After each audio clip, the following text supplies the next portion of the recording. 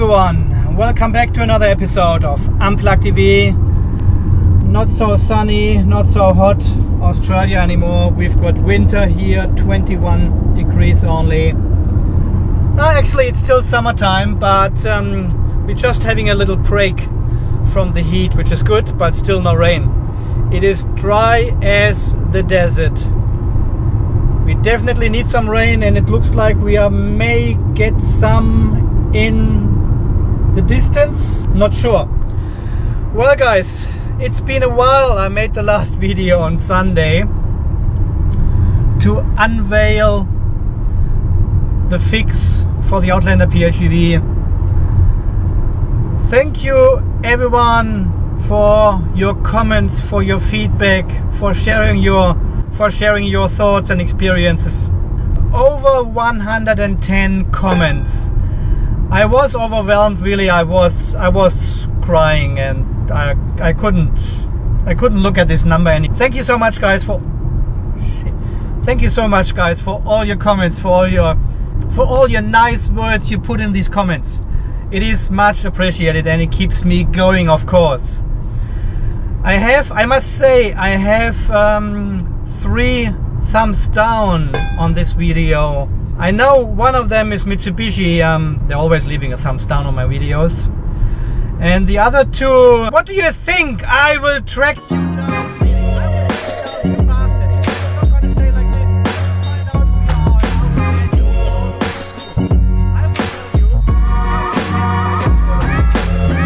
I will track you down. Okay, I'm all right. Okay. Now, really, at the end, from a pure YouTube algorithm perspective, it doesn't make a difference if you leave positive or negative. If you put if you leave a thumbs down or thumbs up, it doesn't make a difference. It's an interaction with the viewers, with you. It counts the same on the YouTube algorithm. So it doesn't really matter if you or do whatever you want, but I'll track you down. Well, I should give you a little update on the car, Mitsubishi, battery, software, on the whole relationship we have, you know, me and the car and Mitsubishi. So please expect some nice and kind words from me to you in my upcoming lunch break.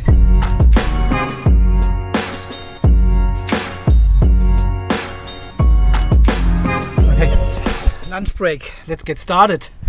It's short enough. So, quick update on the car. Since I picked up the car on the 30th of January, 4 weeks ago, I had 10 degradation losses. So 10 times the capacity of the battery dropped by 0.1 ampere hours, which makes in total, quick maths, 1 ampere hour. So I'm down 1 ampere hour already, down to 92.3, 90 something %. I did not have a 0.5 ampere hour loss yet, which I had fairly quickly after the last reset with the old battery, but not this time for some reason. So I don't know why not, but that's fine with me. So I've sent an email off to Mitsubishi yesterday and asked for, so I've asked them what are the next steps in this whole battery situation saga. Obviously the first 2 cars, I don't know why this is not really working here for some reason. Come on, get your shit together here. See, exactly this one now, it just doesn't do anything.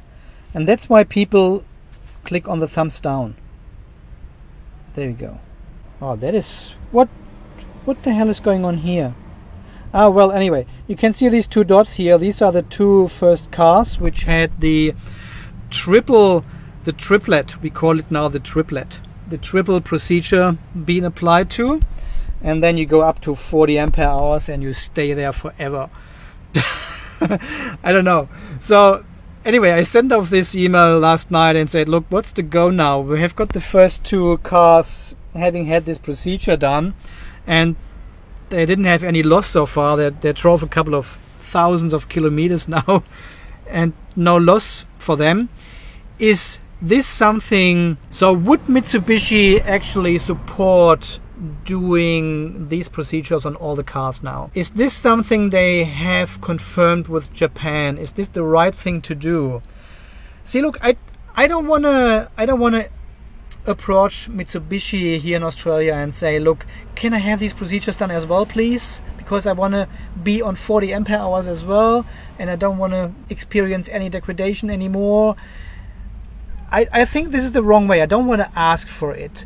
It needs to be clear that Mitsubishi is confirming that this is the right thing to do and these are the right procedures in this order to do to overcome the problem.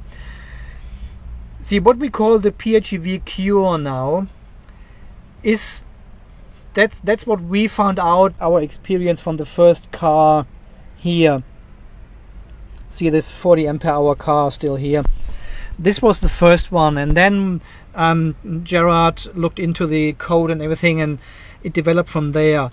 If this is really the fix, we don't know yet. We need to have this confirmed by Mitsubishi until they're saying, yes, this is the right thing to do. All the procedures will be updated in the future. All the dealerships will be trained and educated how to do it correctly. And we have also tested existing cars with existing batteries with these procedures, and it fixes the issue of this huge degradation we see, especially in the 2019 cars, which are these dots here. Look at this. This is insane. But you know, I don't wanna ask for this to get applied to my car if it's not the right thing to do. Maybe there's something else which we haven't discovered yet or something. I don't know. I'll send this email off last night and say, look, can you confirm this is the right thing to do? I want something in written from them and confirmation from them. I haven't heard back yet, but that's fine. It was last night.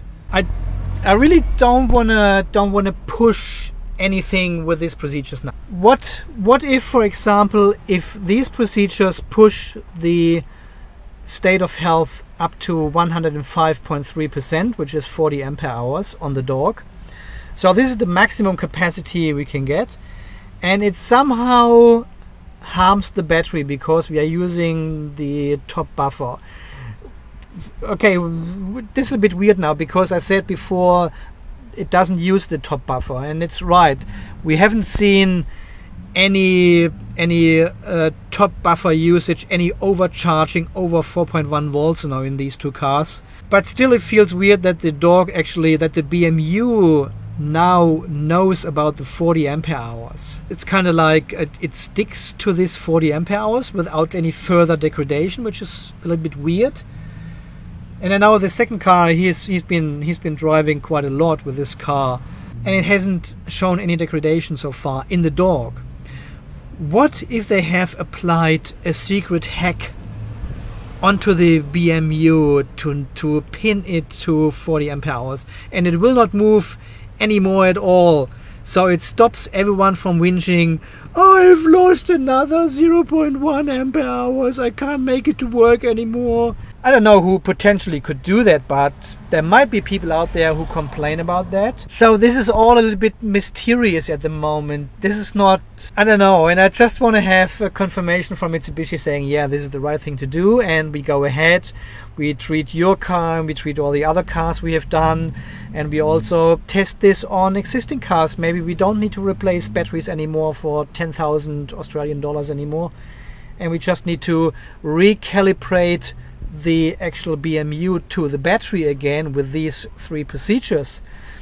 And we need to do this every 2 years now, so to keep the BMU on the same track as the actual battery is, which would be totally fine for me. I mean, if they implement something like this. I think Tesla has got something like this in place as well. They're doing a recalibration of the BMU from time to time when the car comes into service. So why not? Why not? I mean, clearly the BMU loses touch to the battery after a while. Why not have something in place like a service every 2 or 3 years to get this recalibrated and done again? Well, in this that's what we're up to at the moment. We've got one more car in the service to get the battery replaced, and there's another car, I think it followed this week, or is it next week? I can't remember. I lost a little bit overview. We've got 5 cars now being done. Maybe it is the battery which has degraded, maybe not, maybe it's just purely software related.